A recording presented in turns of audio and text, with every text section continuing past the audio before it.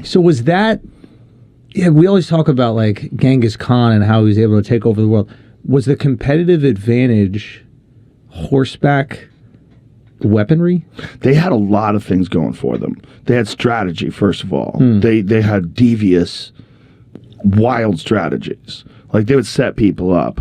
Like they would send a small party out, and those people would go after a small party and chase them down. And they would lead them into like a canyon filled with Mongols and just slaughter everybody and block the exit. And they would hold a siege. They would attack a city, and they would bring so much food and so many supplies they could just camp outside the wait city for them to starve until everybody starved out. And then they would start killing people and lighting them on fire and putting them on catapults and launching them over the walls and light their own houses on fire with the dead bodies of people they killed. That's motivational. Bro. Yeah. Those motherfuckers killed 10% of the population. That's the crazy thing. Like, I don't know. I always wonder about these times. Like what was like the Roman Empire's advantage? And some people chalk it up to like roads, or like why was Genghis Khan so effective? But at a certain point in time, it has to be technology, right? There was a lot going on. There was the knowledge of the recurve bow. They were really good at the recurve bows. They had catapults, and they just had like Genghis Khan just had this unquenchable desire to take over the world. Yeah, it's really crazy that. No one's scared of the Mongols now, But then when one of those dudes fights in the UFC, you're like, Jesus. Wait, who's Mongolian in the UFC? Let's see. Who do we have? The Mongolian murderer. That's one dude. But there's people from that Caucasus region of the world. Like, there's a lot of people from Kazakhstan and Dagestan. So all the stands are remnants those guys of the Mongolian that look Empire. a little Asian. Yeah. Rachmanov. Yeah, Shavkat Rachmanov, yeah. Woo! Yeah, that motherfucker's so good. Yeah. But they're just so tough over there. It's just crazy that they took over the whole world at one point in time, and then it all went away. Like, that's a lesson for America to learn. Because Americans have this idea that we are the centerpiece of the military of the world. This is it. This is the baddest fucking army that's ever existed, bro. No one's going to stop us. But the reality is, like, every single civilization that has been in control has gone under. They all go under. Now, did those civilizations have nukes? No. No. That's the problem. That's the tricky thing. Yeah, the problem is if we go out ugly. But unless China is clever and they slowly dismantle our power grid and slowly pollute our country with, like, bombing chemical factories and do it slow over a long period of time. Like, if you were a real conspiracy theorist, like one of them Reddit tinfoil hat... Let's go deep, my boy. You would think that China would not do a big thing, but a constant series of small things that people get accustomed to. Yeah. Cyber warfare... They would start, hacking into Google servers, Amazon servers, crash everything, financial disruption, crash power grids. Do it slow. Do it over decades. You got plenty of time. As long as you don't nuke United States first, they're not going to nuke That's you. right. They're not going to. We already did that once. Yeah. We're not going to do that. Yeah. If anybody is going to be a first bomber, it's not going to be us.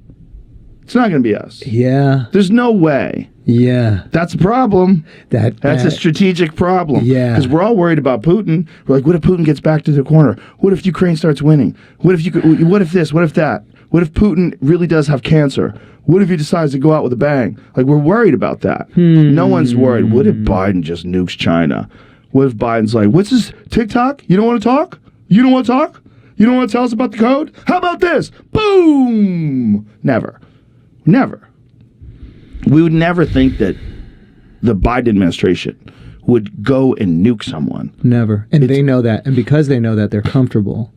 Yeah, so that you could do sneaky things. Yeah. I would do sneaky things. If I was China, or if I was Russia, or if I was Iran, if I was some country that didn't like us, I would do sneaky things. So is that the concern with TikTok? Oh, yeah. There was some fascinating conversations today. Because it looks like they're going to ban it. For sure, they're not telling the truth. Like, the way this CEO was talking to the senator today is like, oh my God. It's like They just want to say whatever they have to say to get out of there. Wow, like what he do they doesn't say? answer the questions. He dances around, and the senator keeps trying to say, that's a yes or no question. Right. That's a yes or no question. Yeah. Like, these dudes have been sending data to China from day one. Yeah. And they're doing something with that data. They're accumulating. They're finding out how coordinated our kids are. Yeah. They got facial recognition on That's all of what them. the dances are about. They're just trying to find out how coordinated. Imagine. Bro. Wow, every TikTok trend is just a little bit of a little information about our youth. Also, how easily led they are. You could get them to that app. Well, clout All is you the have to do currency. It's clout, but it's they have so many things going for them. First of all, it's very easy to get a big following there. It's very easy to get shared. Instantaneous, it You feels. can blow up, so that gets people excited about it and they use it. And it's genuinely a really good portal for creativity. Like, some people do some interesting shit on there. It's amazing. I almost think it's our fault it's successful because we didn't think of it. Yeah. Like, we need some responsibility here. Like, why is another country coming up with the best form of social media? That's on us. We dominated social. That's Adam Curry's theory. What did he say? Adam Curry doesn't believe it's any different in the way it gathers data than what the American It's social just a media better platforms. distributor of that data. He just thinks that, no, this is just China kicking our ass, Yep. and we want to stop them from doing that. Yeah. That we're not doing things that are that much different than what Yeah. they're doing. I Yeah. don't know if that's true. Well, I don't know. It's just Adam is very smart, though. Yeah, no, I think that there's something to that. It's like you want to win the culture war, and we've done that so well, right? Like, we had all these movies, these TV shows that like shared our culture around the world, and that culture was romantic. It's sexy. You go my watch God. fucking Top Gun. You go watch Maverick, and you're just like, oh my God, how amazing is it to be American? How about when Rocky wins with American shorts on? Got American flag shorts on? Best. Away game too. You know what I mean? Like, over there running in the Russians are snow. cheering Like, for 'em. yeah. If we can change, you can change. We all change. 30 years later, same fucking problem. Same fucking problem. Bro, I remember when that problem went away. I remember really? when the wall came down, we were so relaxed.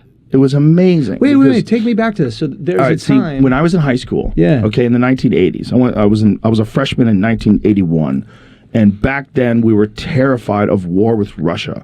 It was a terrifying fear of a nuclear war with the Soviet Union. and break this down to me. So it's like, is it you're watching the news and is there like fear mongering? Do you believe it? Does it feel less propagandist? 100% there was fear mongering. Hmm.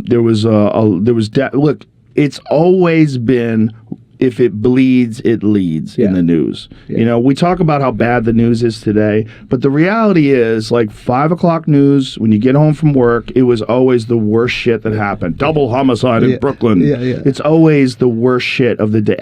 And also out of perspective, because it's the worst shit out of millions and millions of people, right?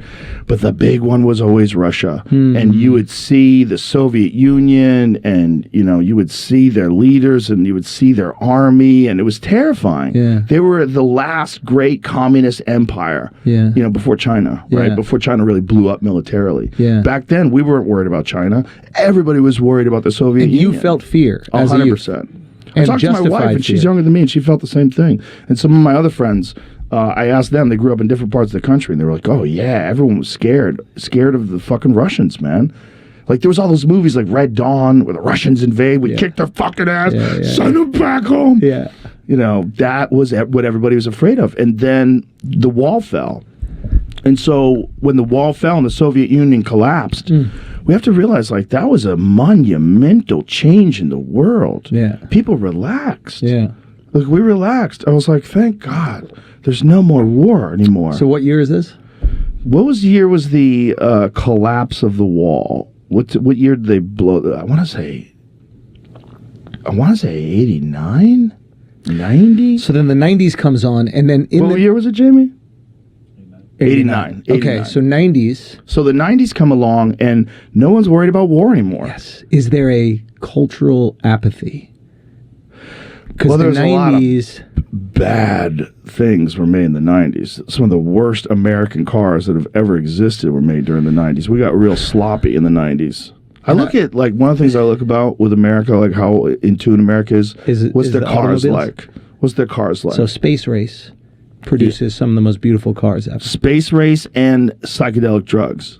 So There's space a race is direct what? correlation 60s? Yes. So you have all the cars that are coming out. 50s too. 50s, 60s. 63 was when Kennedy says we want to put the first man on the moon. So they're using all that crazy space influence or like spaceship influence on the cars, and there's no restrictions, right? Not much space influence really. I mean, some of these big, like, what is it, the big Cadillacs and stuff like that, they look like a fucking spaceship, they do, right? Yeah, the old ones. And there was no restrictions, right? Like, you didn't have to go, okay, it has to have this much gas mileage. Right, or none of that. You could no just make airbags. whatever the fuck you wanted to make. And then, okay, so that goes away, and then psychedelics are 70s. Well, psychedelics are 60s. Oh, yes. And then in 1970, they passed this sweeping Schedule 1 psychedelic act that makes all those drugs Schedule 1 forbidden drugs. All the drugs that are non-toxic, like psilocybin, like things that your body makes, like dimethyltryptamine, all those things become... That's DMT. Yeah, all those things become Schedule 1. And then automobile design drops off a fucking cliff. That's funny. I mean, drops off a cliff. Funny. It's not totally... I mean, there's a correlation. It's maybe not totally the cause because it coincides with the gas crisis. So there's a gas crisis. Now you have to consider gas mileage in a car. Exactly. Subscribe to Biggest Influences today.